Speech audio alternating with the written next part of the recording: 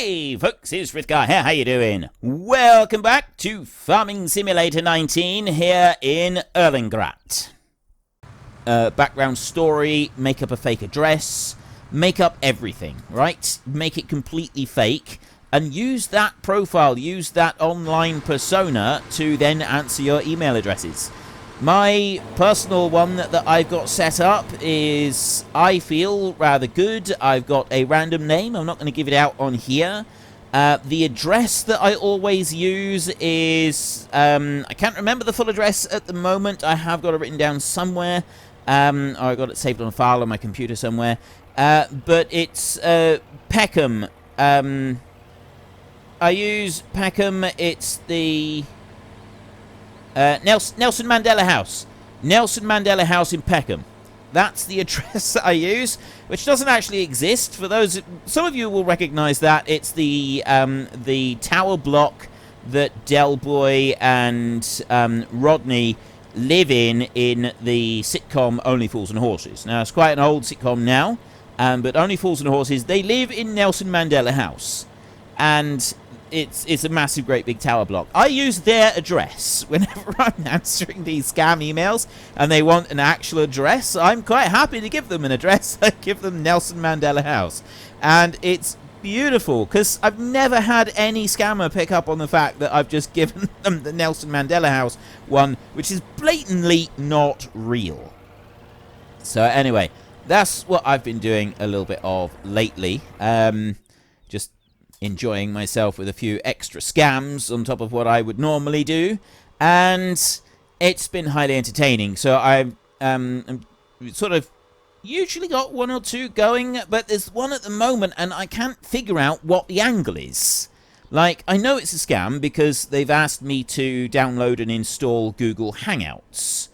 And Google Hangouts is not the world's most popular social media platform, it must be said. So if someone is asking you to download and install Google Hangouts, you can be pretty certain that there's something not quite right going on here. And it is, in fact, 100% scam. So I know that it's a scam. I absolutely know 100% that this is a scam. The bit that I can't figure out is how this scam is going to work.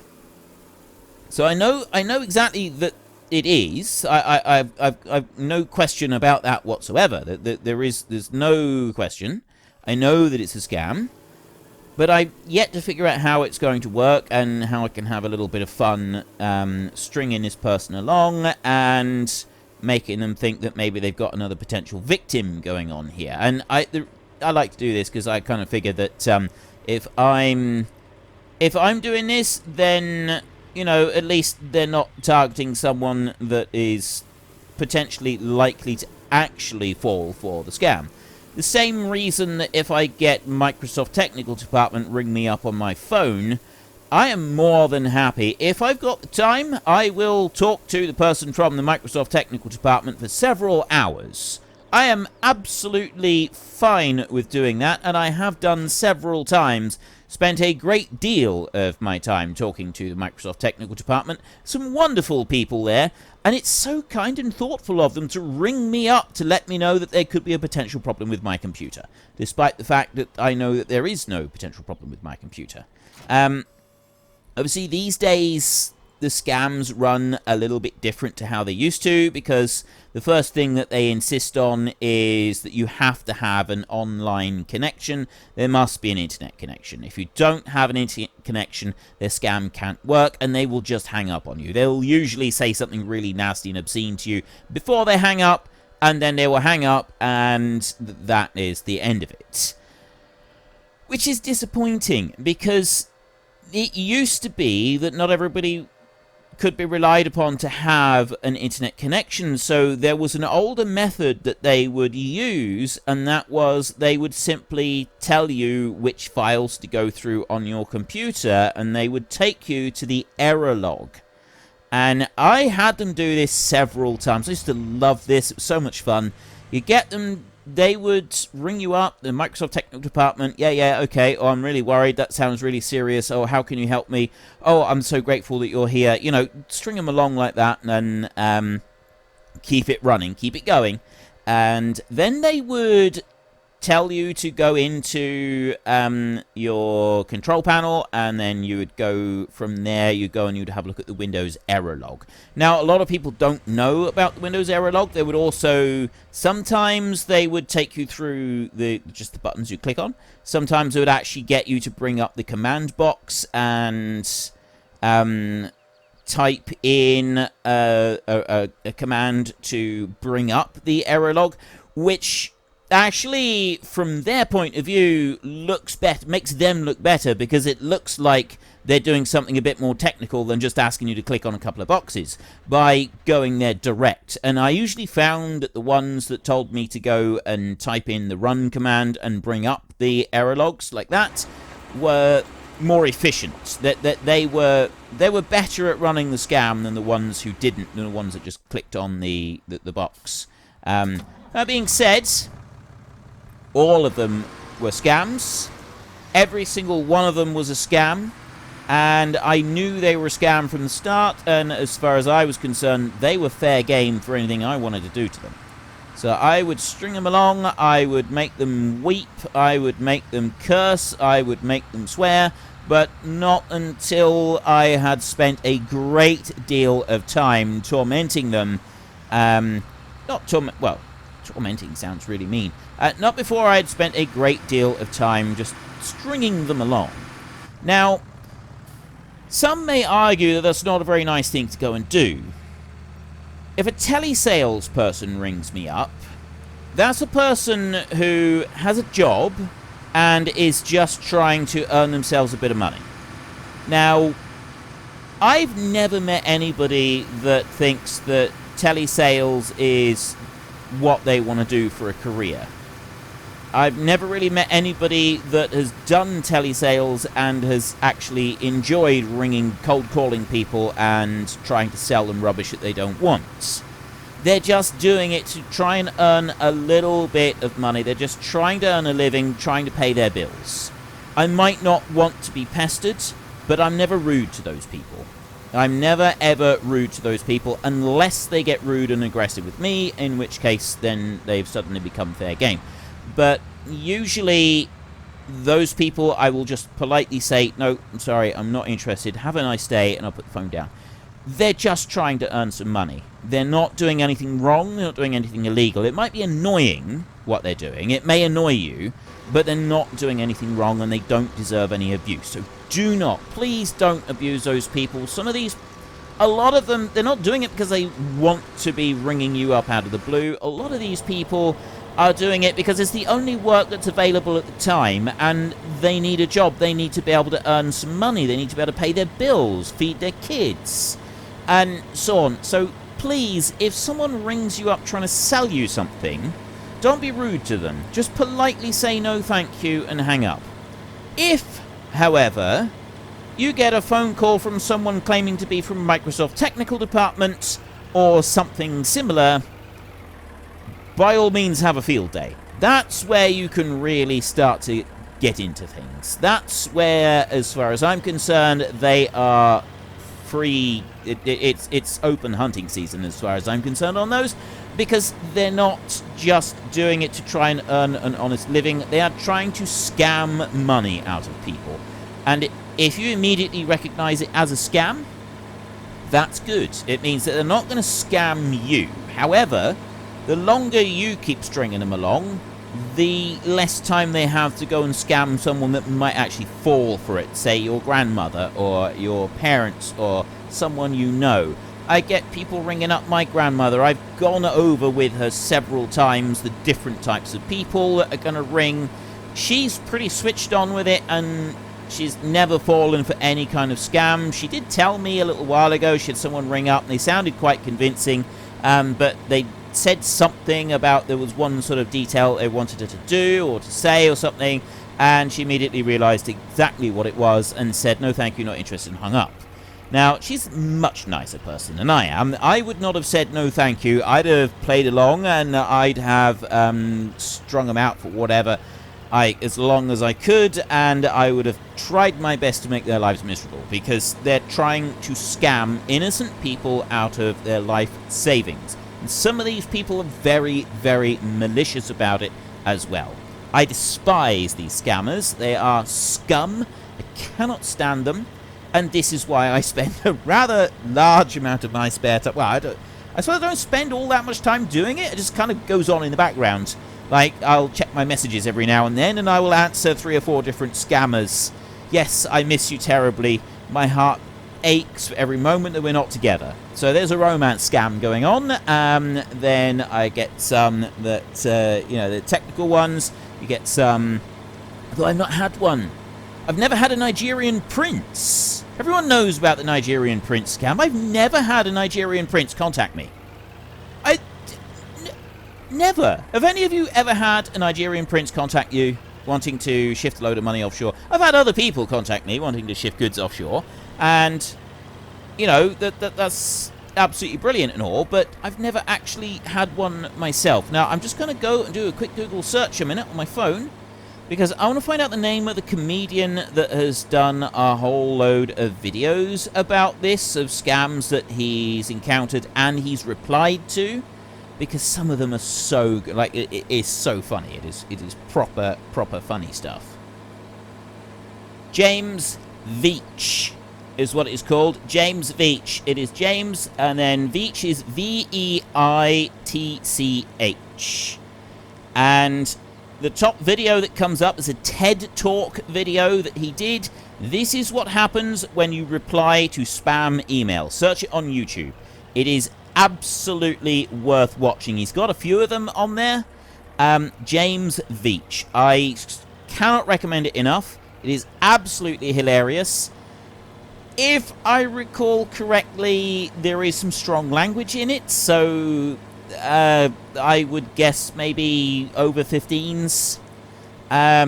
If you're young, get your parent to watch it first, just to make sure, because I know that there are some younger people that do watch. It's absolutely hilarious. It is, for the most part, clean, good, all-round entertainment. It's brilliant. And there's a couple of different ones that he's done. There's a half dozen different videos. And they are side-splittingly funny. They are absolutely brilliant. I'm sure some of you will have already seen the James Veitch videos. You're going the wrong way there, dude. You're going the wrong way there. I knew you would do that. Absolutely knew it. I think the cultivator is finished up in the field up top, so we'll go and have a look at that in a minute. I'll bring you on round here. So, yeah, today is all about scams, scammers, scam emails, potential scam phone calls. I love them. I do. I genuinely enjoy getting them. I'm one of the few people that, if I get someone ring me up and it's like, this is Microsoft Technical Department or some other technical department, your computer has sent out warning that there could be a potential problem, I'm just like, oh yes, solid gold. This is it. We're gonna have some fun now. I'm always disappointed if I'm running short on time and I can't actually properly give them the full attention that they deserve. I'm always genuinely disappointed when that happens. It's not the sort of thing that I want. I feel that these people, they've gone to all the trouble of contacting me. I need to be able to talk to them and have a proper chat with them and really, really get to know what it is that they want from me and from life and so on. And yeah, it's just fun all around. Okay, so we've done the cultivating over in that field. We've almost finished this field right here. So if we go into there, cultivating field 9, 773 euros right there. That's all done. This field here is almost finished. You should be able to finish all of that field before we have to go and empty out the combine, which is good. You over here, I'm just going to let that one keep going, and we're going to go and sell this silage in here. So, yeah, admittedly, I haven't been talking very much about the farming today, and I am actually supposed to be farming today, but I feel that it is worth it. So, for those of you who don't like the scams, obviously, ignore the emails, don't give anything out on a phone call, that's better. Don't whatever you do, click on a link. If you get a random text message saying this is a notification from your bank, you need to go here. It's happening more and more with text messages. It does happen. There's a lot of emails that will send those things out. Don't ever, ever click on a link. Never, ever do it. If you get someone ring you up saying that they're from the bank and they want you to run through security questions before they'll answer anything, sometimes that does actually happen, though. The bank will ring you up and say, right, we need to just run through security clearance so that, and we need to talk to you about something. Although I don't know if I've ever had it from the bank. I used to get it from a credit card that I had a long time ago. I've since cut up the credit card. I don't use credit cards at all anymore. If I can't afford it, I don't buy it. As simple as that. But I used to use a credit card, and I got into a bit of debt with a credit card. And I will never, ever use a credit card again. Not ever. They are the biggest scam going. And that's a legal scam. I hate credit cards with a passion. I got into debt with a credit card. There was a credit card and a store card. And the store card in particular, as soon as they realized that they would keep increasing your limit, and then as soon as they realize that you're struggling to pay it off, then they start hounding you, and they start adding on extra charges. It's a nasty trap, and it's entirely legal, and I despise them, and I managed to get out of that, and I will never again get one of those cards. But they used to ring me up quite regularly and then ask me for personal information to clear before they could say your payment's overdue. Now, I don't give out any personal information to someone that rings me up. I would say, no, you've rung me out of the blue, you might be a scammer. And some of them would get really offended by that. But don't ever give out personal information to someone that's phoned you. If they've phoned you up and then they start asking for stuff, no, just hang up. If you don't want to string them along or anything, just hang up. It's, you can ring them back. You can say, no, who is this? What's this concerning? I can't tell you unless you... Right, okay, well, who is this? And then they'll identify the company. So you want to speak to me. Sometimes they'll even say, I can't confirm that. I say, well, you've rung me up. You're asking me to confirm details. Obviously you want to speak to me, or you wouldn't have bothered ringing me up in the first place. And that bit used to really irritate me. They're ringing me up to pester me about payments that haven't been made because they've added ridiculous charges to the account that couldn't be afforded anyway. It's a typical situation. Oh, you look like you've struggled to make your payment this month, so we're going to fine you money equivalent to 6 times what the payment would have been, and we want you to pay that within 17 hours, or we're going to take you to court and we're going to, lock you up and throw the key away type situation. And, they get quite savage with you, don't they? So I really don't like those at all. I absolutely despise them. But they can ring you up and they can ask you for personal information. But anyway, that's not what I'm here to talk about. I am talking about people who ring you up. Okay, we're doing this again. Do you remember this bit? Okay, I remember this bit. I don't remember that bit. That bit was new. That was a new trick, that was. So I'm going to just stop that one there a second, and we had a job finished. This one's almost finished as well. We'll deal with that one in just a second, but you here, no, you haven't actually finished. You got a little bit left to do, and then you will be finished. This mowing has come along at a really decent pace today. It's done a really good job with it. So let's start that one up, and... go with the hired help. It's just one more pass up and back, and then that one will be finished. I'm gonna leave you there for a second, and I'm gonna go over to this one. Just gonna turn off the hired help right there, and I'm going to put the spout out. We will very quickly just gather the rest of the harvest. Are we going to fit it all in? Only just, but it fits. Now, the big question is, will it fit into this trailer? Are we going to be able to get all of the rest of it in here or not? I'm hoping so. Right, we'll bring that into there. And if we have a look in here, we're 94% done, so we're taking it to the supermarket.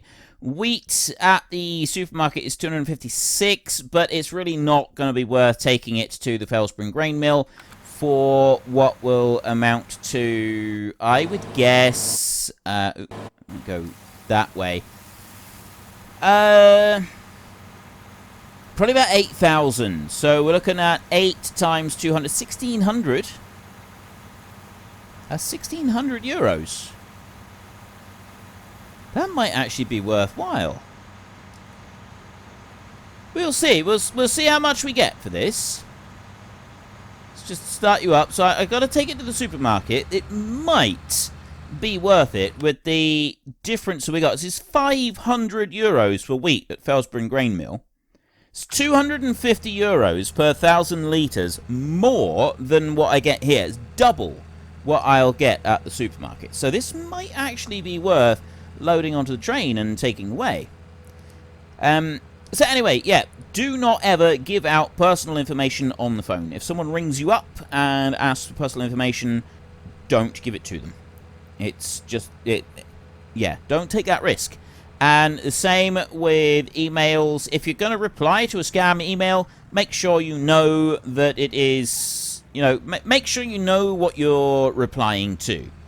If you're just replying to an email, there's not a lot that can go wrong with it other than, you know, they then know that it's that email. So I would suggest that you set up a separate email account to use rather than using your personal email. I mean, you can if you want to. I do. I've got a couple of email addresses that I use for like normal things, and one of those I've responded to a few scam emails a couple of times, and I'll be honest, not really noticed a vast increase in stuff, although I've got a pretty good junk folder going on that one, so it does filter out most of the rubbish anyway. It's not really any different to what it's been for quite some time. We'll just see what happens as soon as that price starts moving.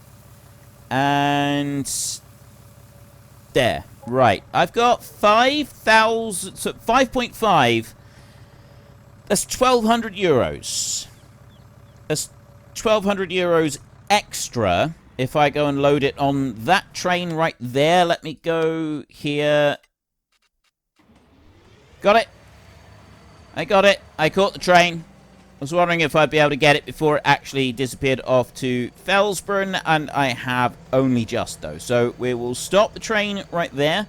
I'm going to reverse it back up the track, and then I will pop back to the supermarket, and we will take this one over to the grain store, and then we can unload straight into here. So that should be an additional with 5,500. So we've got 5 times 500 right here, which is 2,500. So 1,250 extra euros for loading it on here. Now, that's not a huge sum of money, not really, in this game, but for the hardcore series that we're playing at the moment, that is a fair slice of money. So I'm quite happy to just take the time to quickly load it into the train to do that. So bring it back to there, like that. Stop under that one. It has been pointed out that I spend quite a lot of time earning the money and sort of going for the base game machinery rather than using mods. And there are those of you who feel that perhaps I'm spending too much time focusing on the base game machinery and not using the cheaper mods, despite the fact that in real life second-hand machinery is a lot cheaper than the new machinery. And if I was doing it like this in real life, I would actually be using the second-hand stuff and therefore getting it a lot cheaper. So I should be doing that in my series. It's still hardcore, just means that we can progress things a little bit faster. And I'm inclined to agree. On that point. So I will start looking around for some more mods and some more cheaper machinery that we can use to like try and move things along a little bit. And we'll see how we do with that. I won't be doing it with everything, but I am certainly willing to do a little bit in here. So let's just back you up like that and open that one up. I don't think there's anything in store, but we can find out. There we go. Okay, so there's nothing in here. There's not going to be any sugarcane in here at all. So we got 5,668 litres of wheat in here. We will run this down the track. Let me go over there. I'm going to close that back flap as well. There we go. Close that one up. Don't like that you've got to select each individual carriage for this. I don't know why I can't just press a button and open all the flaps all at once. Also don't like that you can't zoom out further with the camera on the train so that you can kind of see the carriage at the back a lot closer up. But you can't. That's as close as you can get to the carriage at the back, really. I've never liked that. I've never liked that kind of... it feels restricted, and I don't like it. I don't like feeling restricted. Yes, I would like to sell everything as 2,800... So we ended up with 2,400 extra on... sorry, 2,800. We ended up with 1,400 extra on top of what we would have had if we'd sold at the supermarket. I feel that was worth the extra effort there. So I'm going to go back into here and harvesting. We will collect as 1,500 that we get there. Job done. Okay, so some baling jobs I'm not going to do. We've got 30,000 euros. We have finished doing all the mowing. I've got silage trailers down there that are ready to go. Not going to use those at the moment. So what I want to do next is I could go and use that tractor there and do the... Where am I going to... I'm going to put this mower in front of that one. I could use that tractor there and that forage wagon over there and then take the silage over to the other silage clamp. Or I could use this tractor to take it over to the silage clamp. But I'd like a bigger machine to do that with. So we want to have a look in here. And it's the forage wagon. Now, we can sell the forage wagon that we own. That won't be a problem. So we've got loading wagons in here. Now, the current one that we've got is not that one. No. No. Which one have we got? This one. We've got this SIP Pioneer, 3,400 euros, and it holds 13,000 litres. Now, I've got a bigger tractor now, so we've got a bit more oomph with it. Now, this one over here is 13,000, Agra Design Austria. I don't know why it says that instead of mod. Not sure. It's that one right there that I really want. Now, we struggled to pull that one previously, but it's 24 and a... Unfortunately, folks, that is all we have got time for today. A massive thank you to everybody who has earned their way into the Great Book of Names. To find out some more details about all the names coming past, please head into the description and click on the link to the Discord. It's a link to another video. The link is on the other video. Please also consider checking out the links there for Nitrado, who provide gaming servers for games like Farming Simulator, Minecraft, Ark, and several others. And there's also Fanatical, who will help support your gaming habit by providing you with cheap games and also giving me a small commission on anything that you buy using my link. If you've enjoyed this particular video, then please head down below and give us a like. And if you really enjoyed it, then please tell your friends all about me. Get them to come and watch as well. That would be awesome. And until next time, thank you very much for watching. This is Frithgar. Goodbye, and see you later.